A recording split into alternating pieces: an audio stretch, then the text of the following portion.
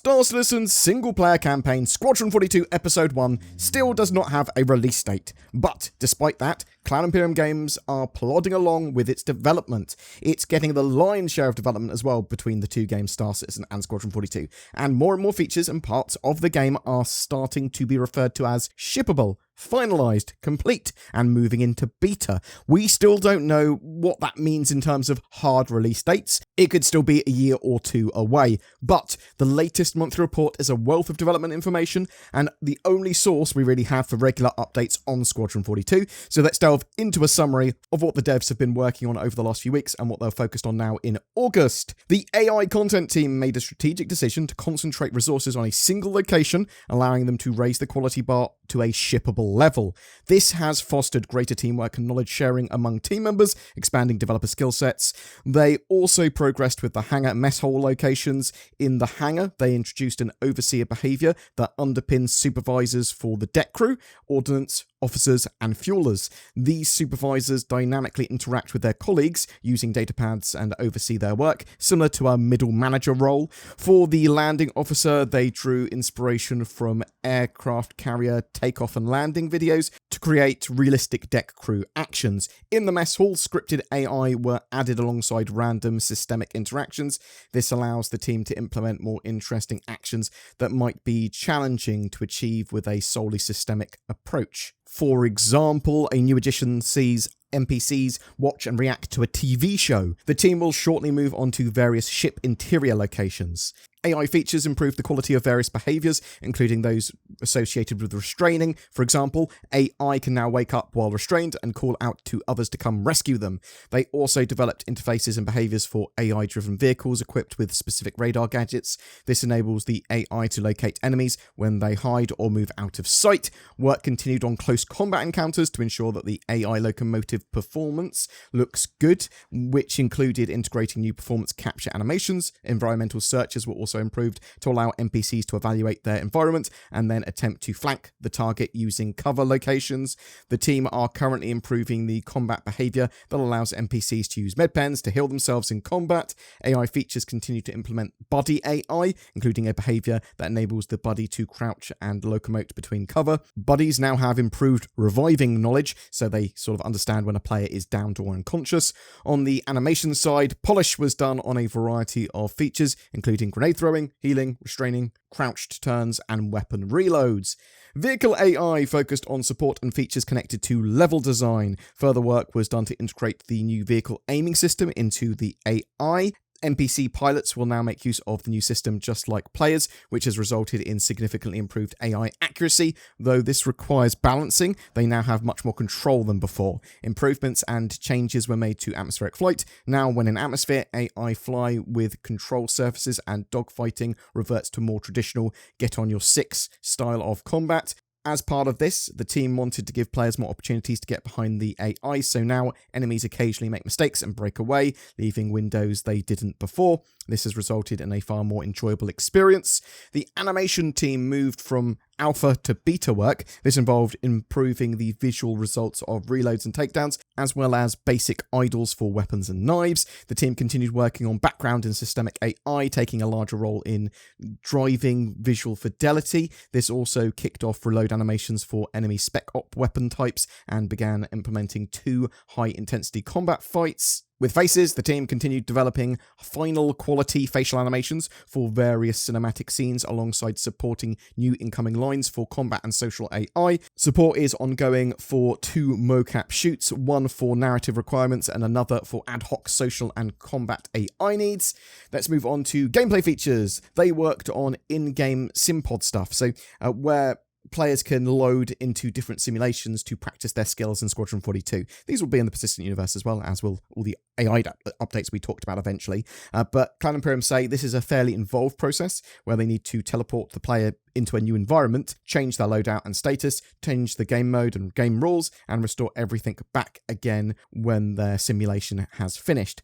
It's not like The Matrix. If you die in the simulation, you don't die in the real world. It's probably one of the main reasons they're actually updating Arena Commander in Alpha 3.20 as well, because they want to get Arena Commander into a state where the sim pods are appropriate for that. They completed a pass on formation flying, UI orientation, and joining formations. Progress was also made on the minimap, including culling markers outside of the camera view and clipping important markers to the view edge. New markers for dangerous objects such as grenades and missiles were added to both the minimap and Star Map 2. The vehicle features team worked alongside the level design teams to close out various chapters and improve how the game plays. One of the key areas is vehicle aiming and the gunnery system. As part of this, the team explored options to make aiming more challenging, which is partially driven by the slightly overpowered auto gimbal system. New aiming modes, dynamic zooming on targets, and other elements will make the combat experience more engaging.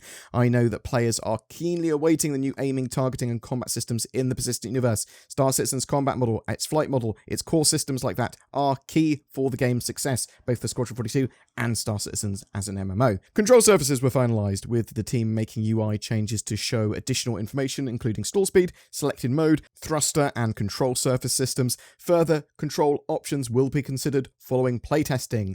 Vehicle features are also working on physical damage tech, which requires a lot of lower level vehicle system refactoring. This will update vehicles to use the much more modern systems in the engine and work far better with physical damage and other recent features. Work on MFD's multifunction displays focused on scanning. This is by far the most complex MFD screen that they've got, showing information from the scan target and allowing players to find out about internal components by utilizing a deeper scan. This is now working as intended, apparently, in Squadron's dev branch. Vehicle loadout terminals are now largely functional as well, allowing players to see all items available in their profile and equip them onto their ship in the Idris hangar. Gameplay story completed the setup of the ATC Air Traffic Control Center operator seats.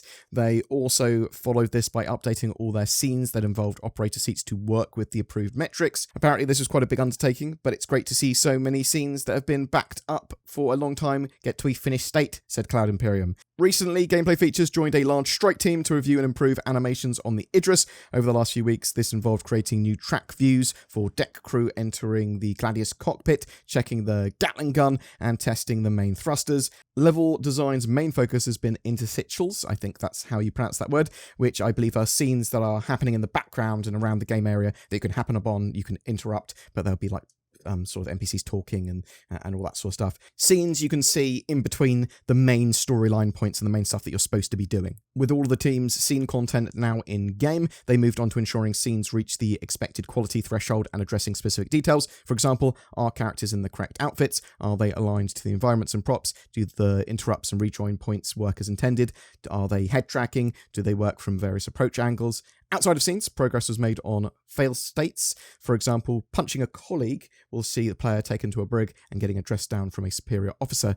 Work continued on save and checkpoints too. It does sound like if you punch a colleague, that will be a fail state, end of game, right? That's what it sounds like. But it'll be interesting to see what they mean by that. It could just mean that you go on a different path or whatever. The UI team are iterating on display outs for Squadron 42's flyable vehicles to ensure they all look and feel unique, but retain the ease of use built on throughout the project. The concepts for the second main vehicle in game are now signed off and ready to add. That's a really vague way of describing a vehicle. What vehicle do they mean? What ship do they mean there? And UI are working closely with the vehicle artists on the cockpit for the third. The multi-tool UIs were also updated to make it much simpler and cleaner, while improvements were made to AR, augmented reality markers, and health widgets. UI also updated several interaction menus and continued developing one of the key 3D displays in game. The core technology team improved building blocks, runtimes, performance, as the recent addition of new UI assets led to an increase in size and complexity. This involved coding more aggressive solutions for skipping hierarchy selection updates, which led to reduced CPU footprints and significant performance gains. UI also worked alongside graphics to develop a new internal map system to help players navigate the game's complex cities, planets, and capital ships. Apparently, this will be a real game changer for players, and they are excited by its progress. The VFX team continued to focus on fire propagation, with the shader improvements from the previous month really greatly adding to the overall visual quality. The artists created a new fire particle set, including looping fire texture sequences to to work in harmony with those shaders. The results, though still a work in progress, are very encouraging according to the devs. Boom! That's it for your Squadron 42 update for August. I'm really liking the progress on there. I'm liking the words, sort of like moving into beta, finalized, finishing off, shippable. That's a good sign that a lot of this stuff is getting to a finalized state, and they are near being able to go, right, let's finish off and polish a lot of that stuff. Now, a lot of that time, that last 10% or whatever of game dev can take a long time. I'm hoping that we see Squadron 42 on our hands by the end of next year, but I don't know. It could be a couple of years away still, right? We just don't know. I'm really interested to know what you think. Do you think that what Cloud Imperium are talking about there actually is indicative of they're finishing off some of this stuff? They are getting much closer to a release now. These are good signs. Or do you think Star Citizen, Squadron 42, they could be a million years away? I'm really interested to know what your thoughts are, whatever they are, in the comments below. Are we alone in the universe? The truth is out there, but what if aliens visit Earth? But they're like monsters, and all they do is look through your internet history, judging you, laughing at you with all their alien friends, watching your every move live, and then they send like a million ads to you about alien products that you don't want, like those shoes and socks that have a gap between your big toes. No one needs that. But what you do need is nordvpn.com/BoredGamer, which helps you prevent that happening from the more real threat of humans doing the same. It encrypts your internet connection, hides your IP address and location, it has an inbuilt ad blocker, and also helps you gain access to region-based content. You should go to nordvpn.com/BoredGamer and get a big ol' discount. You can also click the links below. Every month, we have a ship giveaway. For August, it's for a Crusader Mercury Star Runner with lifetime insurance. This medium-sized, well-armed cargo and data hauler is great for trying out a huge range of what Star Citizen has to offer, a perfect mission runner ship. To be in for a chance of winning, just comment on any of my videos made during the month. More details in the description below. There are some amazing people that help support the channel by clicking on the join button under my videos and becoming a channel member or becoming a Patreon with the links below. That helps keep the channel going and producing daily content. Please consider joining their ranks, but commenting, liking, subscribing, that all massively helps too. Thanks for watching to the end, and I'll see you in the verse.